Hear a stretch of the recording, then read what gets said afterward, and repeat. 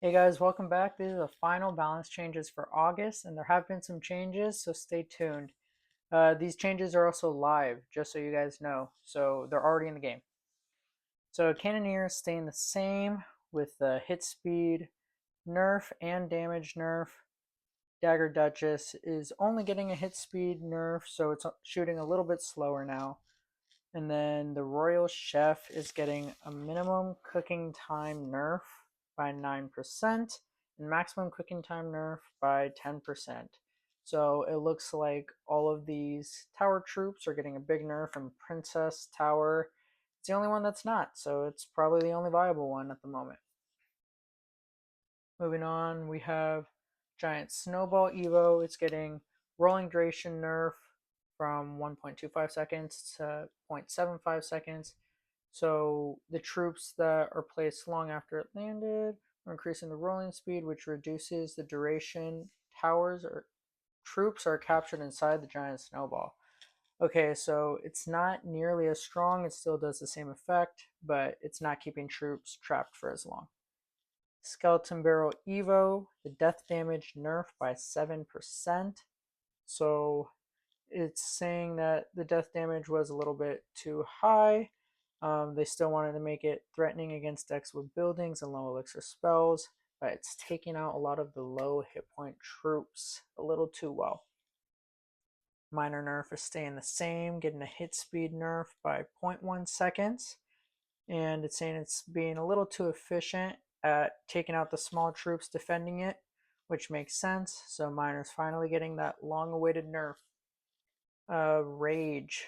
Rage is staying the same, so it's getting a damage buff by 21%, doing more damage when it drops, but its duration is 1 second less. So I think that's a big nerf for the Rage, saying it was a little bit too strong, except for Lumberjack. Lumberjack is staying the same, 5.5 seconds. So I think that could even be an indirect buff for the Lumberjack.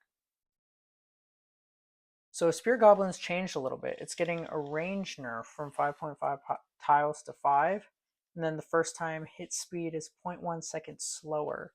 So I think this is a little bit of a bigger nerf than we even saw before. I think it's going to make it a little bit easier to defeat since the range is a little smaller.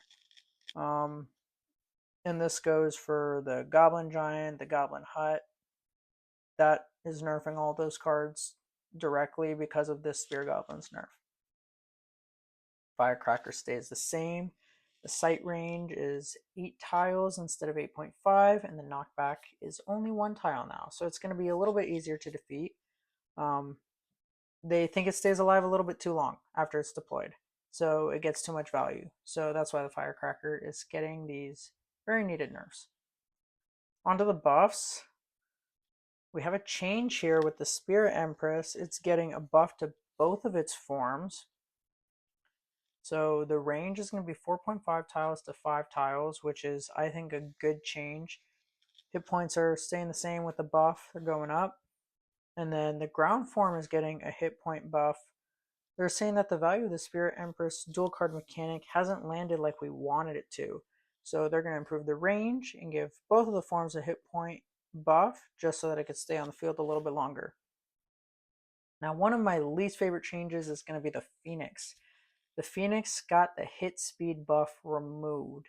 So the only buff it's getting is the crown tower damage. It's going to be full damage now if it gets close enough to the tower. I guess they didn't want to overshadow Spirit Empress when they're giving it a buff. But anyway, I don't think this is going to do much to the Phoenix, to be honest. I think the hit speed buff being taken away honestly doesn't do much for the Phoenix in the meta. The Golem buff is still the Golemite damage going up, but it's not as much anymore. It's only a 74% buff instead of like 103 or whatever it was. So the whole point is so that players don't completely ignore the Golemites, which I think is a good change, especially for a card that's already 8 elixir. You're spending a lot on it. So now it's a little bit more of a threat. Zappy still get the first hit time buff from 1.1 seconds to 0.8 seconds.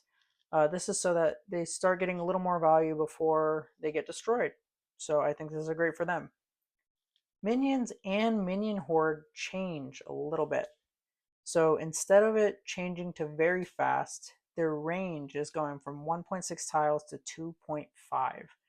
Minions and Minion Horde are too weak against splash damage cards, and it wasn't always clear that they attack with projectiles, so they're increasing the range.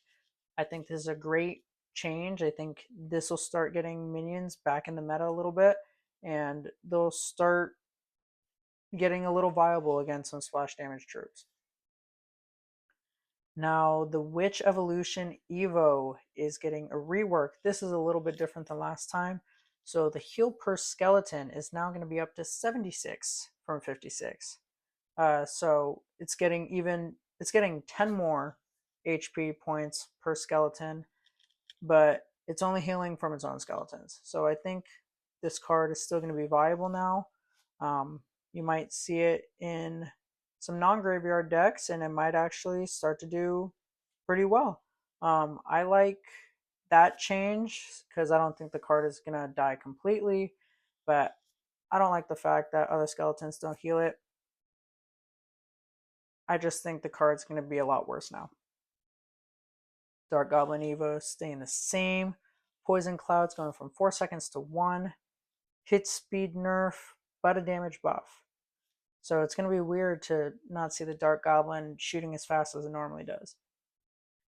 Archer Evo. I think this is a bit of a change. The power shot damage is going down, the range is going down, but the damage of the actual archers is going up. I mean, I like it. Actually, no, I think this was the same as the last balance update. Goblin Hut. So it's getting a pretty big nerf on top of the Spear Goblin's nerf already. It's going from 1 second to half a second for the deploy delay. So they deploy a little bit quicker off spawn, but the spawn speed goes from 1.8 seconds to 1.9. So it's not going to spawn as many. And on top of that, the Spear Goblin's got a nerf. So I think this is a pretty big hit to the Goblin Hut. Very sorry to Goblin Hut users. But yeah, that's it. Those are the final changes. So let me know what you guys think, and happy clashing.